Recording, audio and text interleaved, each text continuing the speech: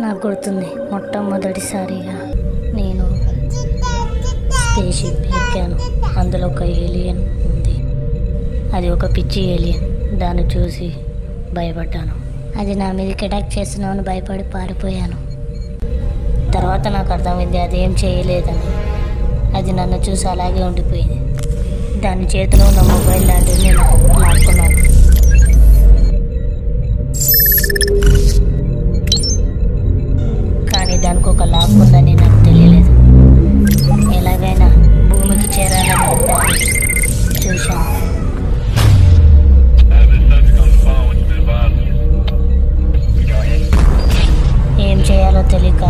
Control రూమ్కి వెళ్ళి చూశాను, కానీ అక్కడ ఏవో సిస్టమ్స్ ఉన్నాయి.